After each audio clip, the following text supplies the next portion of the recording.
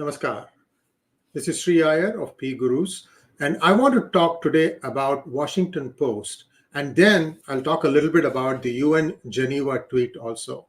And both these things concern Rana Ayyub, a journalist who has now been questioned for misappropriation of money collected towards good causes. She had put up some websites.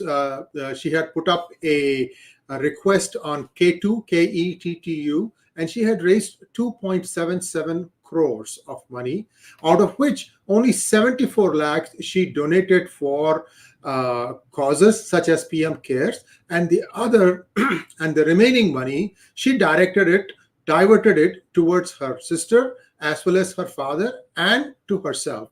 Even the 30,000 odd that she claimed as expenses are turning out to be fraud, which is why on the 10th of February, the Enforcement Directorate in India attached 1.77 crores from various bank accounts of hers, the details of which are provided in an article which you can read in the Show More section. I want this to be at least very objective for many of you who might be reading Washington Post daily. I want to tell you guys that this is a blatant way to try and override what is true.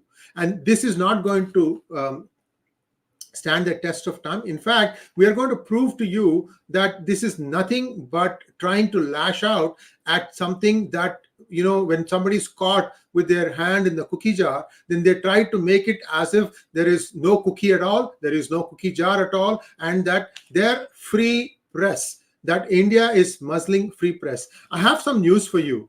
You know, there is a TV channel called New Delhi Television. Now, NDTV, I have written a book on them called NDTV Frauds. It came about 5 years ago. And in that, there were details of how money laundering was done using this television channel.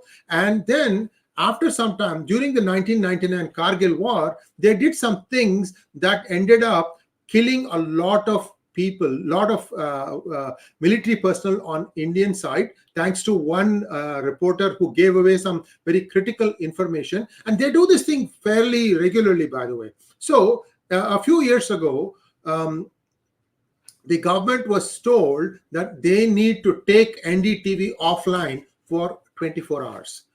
You know what happened? Nothing.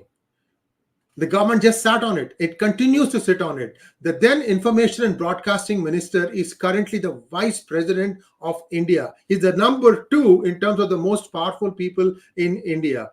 This is what it is. If there's anything, I would blame India for not doing anything at all. They don't do anything. They don't go after people. In this case, it is egregious. It is the most visible crime that has been committed. And now she's jumping up and down because she's caught. Come on now. And why is Washington Post and then on UN Geneva all saying that there is freedom of press at risk in India?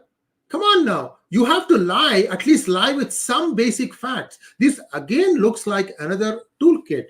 And first of all, Washington Post is now losing its subscribers hand over fist. And if you really want to be relevant in today's time, where people are getting information from social media, from direct connects, Reddit and Facebook and what have you, if you want to stay relevant, you need to do 2 things. First of all, disown this ad. If it is somebody else who put up the ad on your newspaper, you need to publish a retraction saying this does not represent our views. Number 2, fire Rana Ayyub.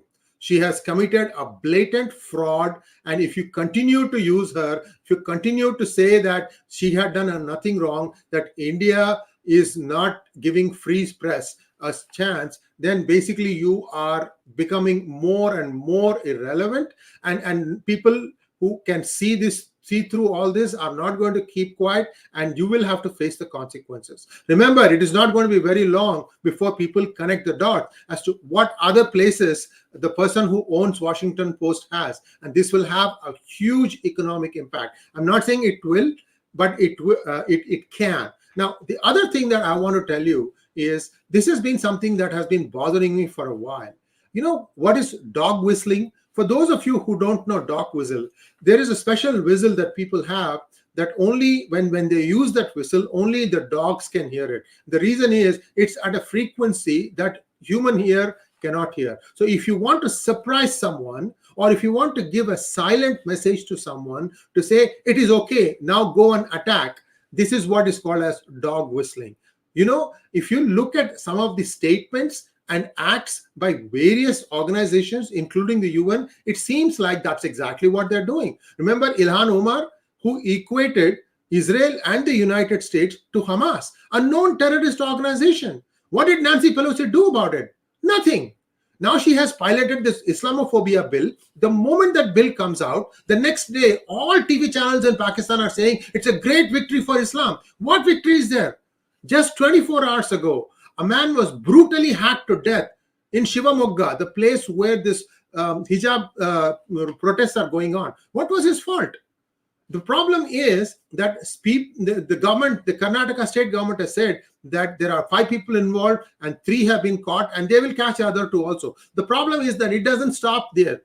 They'll be taken to jail, they'll be housed in jail, 1,000 people will descend to defend them, and then they'll get off on bail, and then they will go missing.